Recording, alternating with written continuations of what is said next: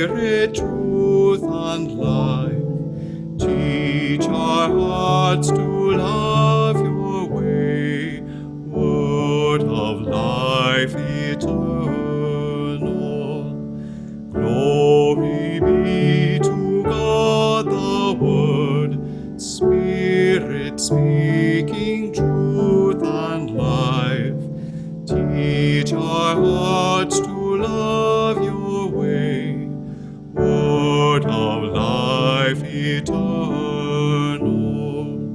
Glory be to God the Word, Spirit speaking truth and life. Teach our hearts to love your way, word of life eternal. Glory be to God the Word, Spirit speaking truth and life. Teach our hearts to love your way, word of life eternal.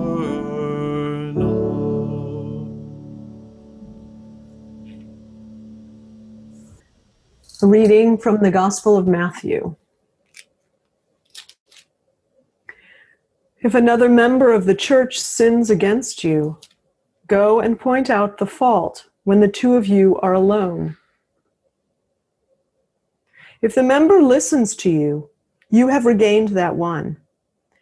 But if you are not listened to, take one or two others along with you, so that every word may be confirmed by the evidence of the 2 or 3 witnesses. If the member refuses to listen to them, tell it to the church. And if the offender refuses to listen even to the church, let such a one be to you as a Gentile or a tax collector. Truly I tell you, whatever you bind on earth will be bound in heaven, and whatever you loose on earth will be loosed in heaven. Again, truly I tell you, if 2 of you agree on earth about anything you ask, it will be done for you by my Father in heaven. For where 2 or 3 are gathered in my name, I am there among them. Here ends the reading.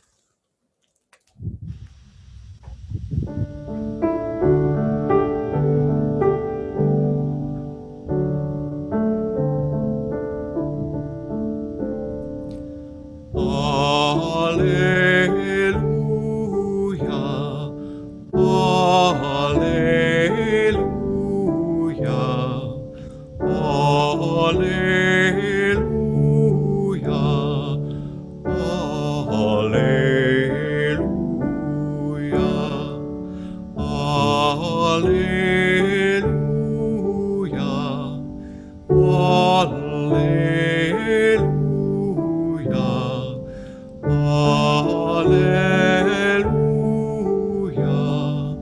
alleluia,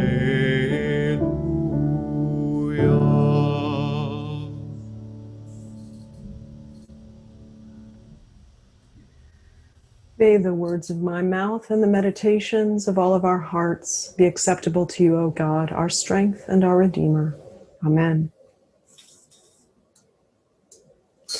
We see many sides of Jesus in the Gospels, and today's Gospel passage shows us pragmatic Jesus. He offers some unusually practical advice.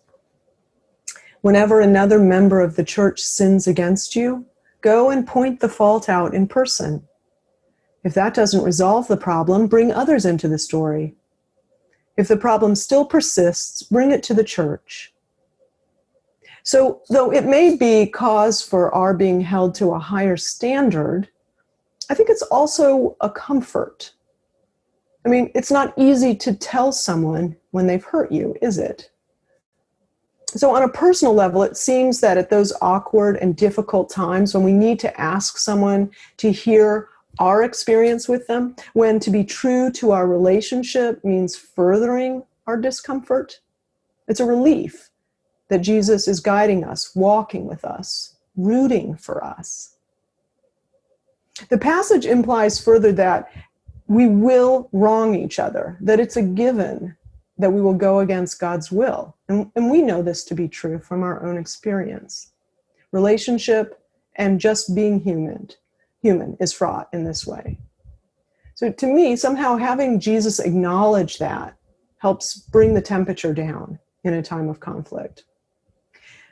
Through this directive, Jesus suggests the best response is to respond directly, to go to the person who hurt you, rather than your friend or your spouse to try to turn them from the other person. And darn it, because that's easier, isn't it?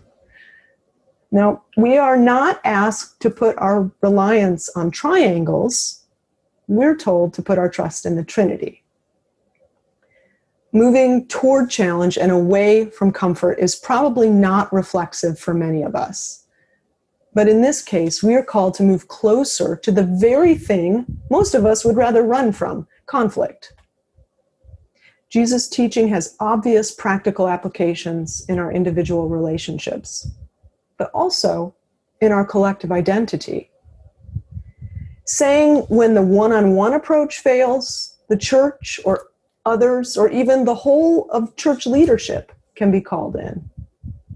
So for me, in these times when our church is responding actively to social justice issues, the sinning of many against many, I find this passage more than just justification for the church's activism, but a call to respond.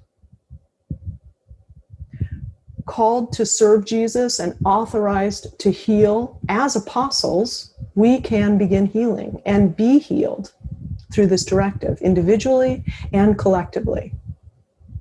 Now, at the core of this principled action is the commandment to love one another, earlier in Matthew. Jesus says, "Do unto others as you would have them do unto you." Now, there's brilliance in each message of the gospel, but beyond this singular story, we see how the writer of Matthew has built story upon story upon story, leading, of course, to the ultimate story of our salvation. But this pericope follows upon the parable of the lost sheep, and that's meaningful. Now, in Matthew's telling of the story, the sheep has wandered off, it has strayed, and the shepherd leaves the entire flock to go find the one. The shepherd leaves everything to save the one.